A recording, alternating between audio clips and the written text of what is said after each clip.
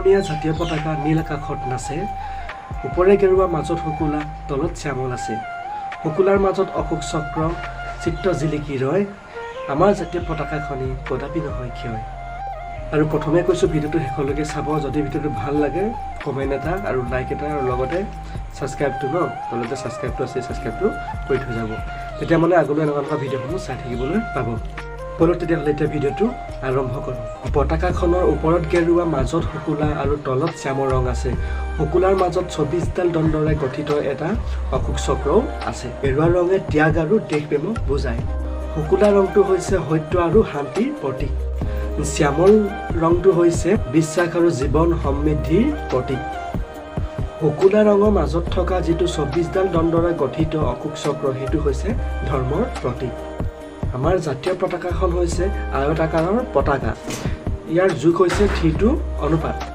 Minimum পতাকাখনৰ জোখ বুলি যদি আমি ক'বলৈ যাওঁ, 150 মিলিমিটাৰ যদি দীঘল ৰাখে তেতিয়াহ'লে 100 মিলিমিটাৰ বহল ৰাখিব লাগিব। অশোক চক্ৰটো যিটো 24ডাল দণ্ডৰে গঠিত, সেই অশোক চক্ৰটো 25 মিলিমিটাৰ ৰাখিব লাগিব।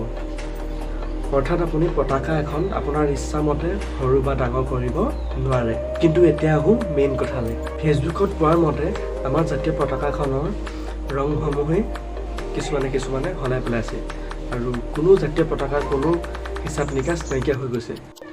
আৰু চাউলৰ বস্তাটো গাঁঠি দিয়া দেখিছোঁ সেই জাতীয় পতাকাখনে। আপোনালোকক ফটোবোৰ দেখুৱাম মই, আপোনালোকে এই ফটোখন চাই যাওক। এই যে চাউলৰ বস্তাত যে জাতীয় পতাকাখনে যে বান্ধি থৈছে, প্ৰত্যেক ঘৰে ঘৰে এতিয়া জাতীয় পতাকাখন দিয়াৰ পাছত, যে 15 আগষ্ট স্বাধীনতা দিৱস, 75 বছৰ স্বাধীনতা দিৱস যোৱাৰ পাছত এইটো গতিয়ে হ'ব নেকি? ক'ৰবাত ৰাস্তাৰ পদূলি কাষত পৰি থকা চাউলৰ বস্তা বন্ধা, জেৰুৱা বন্ধা, এইবোৰে হ'ব নেকি পাছত গৈ শেষত 15 আগষ্ট যোৱাৰ পাছত? আৰু এই কপি চব ফটো আপোনালোকে এই ফটোকপি যে দেখিছে ফটোকপি ফেচবুকত পাইছোঁ। আৰু ওপৰৰ কালাৰবোৰ দেখিছে হালধীয়া লগাই দিছে। আৰু কিছুমানে কমেণ্টত বহুত কমেণ্ট আছে, কমেণ্টখিনি অলৰেডি মোৰ ওচৰত আছে, মই কমেণ্টখিনি স্ক্ৰীনশ্বট মাৰি থৈ দিছোঁ। কিন্তু তাৰ মাজৰে এজন ব্যক্তিয়ে কৈছে যে ফটোখিনি মেকিং কৰা কোনোবাই এডিটিং কৰি ফটোকপি হালধীয়া ৰংটো লগাই দিছে। কিন্তু কিমান সত্য নাজানো, কিন্তু হালধীয়া কপি যে ওপৰত থকা এই ফটোকপি যে ওপৰত লগাই দিছে, কিন্তু তলতো যিখিনি তলত পৰি আছে, সেই তলত পৰি থকাখিনিওতো ৰং লগাই দিছে নেকি? হ'ব পাৰে বা নহ'ব পাৰে, কিন্তু নাজানো। মোক ক'বলগীয়াখিনি মই কৈছোঁ। যদি ফটোকেইকপি এডিটিং কৰিছে তেতিয়া নকয়, একো নকওঁ, ক'বলগীয়া নাই। যদি এডিটিং কৰা নাই তেতিয়াহ'লে শুনক, 75 বছৰ হ'ল স্বাধীনতাৰ হোৱা, ভাৰত স্বাধীন হোৱা 75 বছৰে আজিলৈকে জাতীয় পতাকাখনৰ ৰং কেনেকুৱা আজিলৈকে জানিবলৈ বাকী থাকিলেই নেকি? ঘৰে ঘৰে স্বাধীনতা দিৱস উদযাপন কৰিবৰ বাবে জাতীয় পতাকাখন সকলোকে দিছে। আমাৰ ঘৰতো আছে জাতীয় পতাকা। আমি জাতীয় পতাকাখন এতিয়া বৰ্তমান বাকচত থৈ দিছোঁ। জাতীয় পতাকাখন সন্মান কৰা এটা টাইম আছে, সেই টাইমত আমি জাতীয় পতাকাখন উলিয়াই সন্মান কৰিম।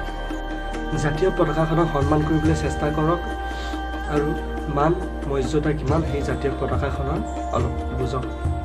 শেষত এইটোৱে অনুৰোধ কৰিছোঁ যে জাতীয় পতাকাখন যিহেতু প্ৰত্যেকৰ ঘৰে ঘৰে, অসমৰ প্ৰত্যেকৰ ঘৰে ঘৰে আছে, 15 আগষ্ট যোৱাৰ পাছত যাতে কোনেও জেৰুৱা বান্ধিবলৈ ব্যৱহাৰ নকৰে, চাউলৰ বস্তা বান্ধিবলৈ ব্যৱহাৰ নকৰে। যিকোনো কাৰণত যে ৰাস্তাই ঘাটে পৰি থকা দেখা পালে তুলি আনিব আৰু যাতে কোনো পেলাবলৈ চেষ্টা নকৰে, তাৰ বাবে সকলোকে অনুৰোধ জনাইছোঁ। আৰু যদি ভিডিঅ'টো ভাল লাগিলে অলপ হ'লেও প্লিজ কি কৰিব লাগে সকলোৱে গম পাইছে। আৰু এটা কথা, ভিডিঅ'টো যদি কিবা ভুল হৈছে তেতিয়াহ'লে হাত জোৰ কৰি কৈছোঁ, ক্ষমা কৰি দিব।